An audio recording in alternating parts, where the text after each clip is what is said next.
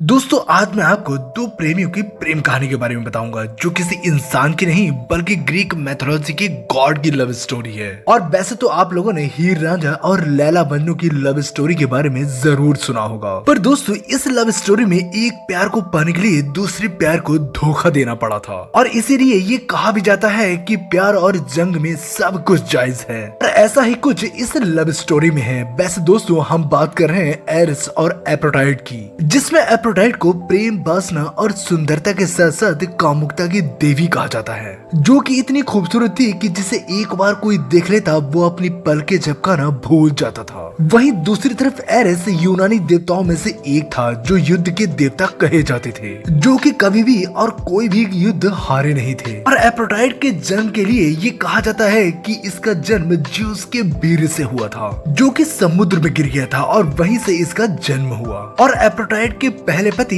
Hephaestus थे, जो कि एक लंगड़े थे। और एफ्रोडाइट इस शादी से कभी खुश नहीं थी, पर ज्यूस के दबाव में आने की वजह से उसे ये शादी करनी पड़ी थी। और वहीं इसके पति हेफेस्टस लंगड़े होने की वजह से घर में ही बैठकर देवताओं के लिए नए नए हथियार बनाते थे और साथ ही खूबसूरत गहने भी बनाकर एफ्रोडाइट को देते थे। पर एफ्रोडाइट का इन सब चीजों में कोई भी इंटरेस्ट नहीं था, क्योंकि उसे कुछ और ही चाहिए था। दरअसल वो प्यार की भूखी थी, जो कि हेफेस्टस से कभी मिला ही नहीं। और एक दिन जब एफ्रोडाइट अपने महल की छत पर बैठी थी, तभी उसने सुना कि एरिस बहुत बड़ी जंग जीतकर अपने शहर की ओर जा रहा है। और जब उसने खून से सने एरिस को देखा तो उसके गठीले बदन को देखकर वो फिदा हो गई और अपने आप को रोक न सकी और एरिस से बोली कि मुझे इस खून को साफ करने दो। और एरिस भी ये सब सुनकर काफी हैरान था, क्योंकि उससे इस तरह से किसी ने बात नहीं की थी और वो मना न कर सका और एफ्रोडाइट के पास चला गया। और एरिस भी जब उसके पास पहुंचा तो उसकी खूबसूरती को देख वो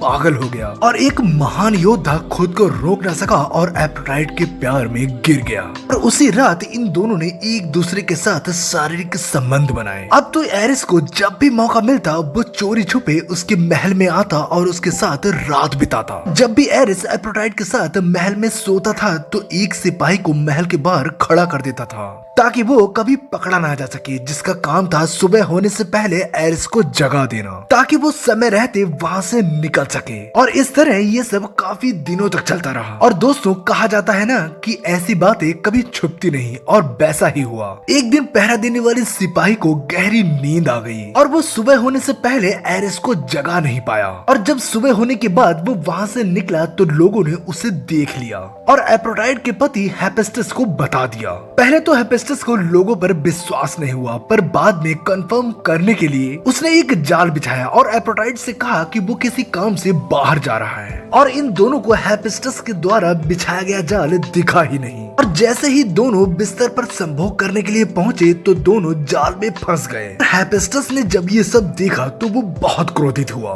और उसने सभी देवी देवताओं को वहां बुलाया और न्याय की मांग करने लगा, जिस पर ज्यूस के कहने पर हेफेस्टस ने एफ्रोडाइट को सजा के तौर पर घर से बाहर निकाल दिया। इसके कुछ दिनों के बाद एरिस और एफ्रोडाइट ने शादी कर ली और दोनों साथ रहने लगे। वैसे दोस्तों आपको क्या लगता है कि एफ्रोडाइट ने अपने पति को धोखा देकर अपने प्यार को पाया तो ये कहां तक सही है, और इस पर आपका क्या कहना है कमेंट करके जरूर बताएं। और अगर आपको ये वीडियो अच्छा लगा हो तो प्लीज सब्सक्राइब करें, क्योंकि हम ऐसे ही रियल और इंटरेस्टिंग वीडियो लाते रहते हैं।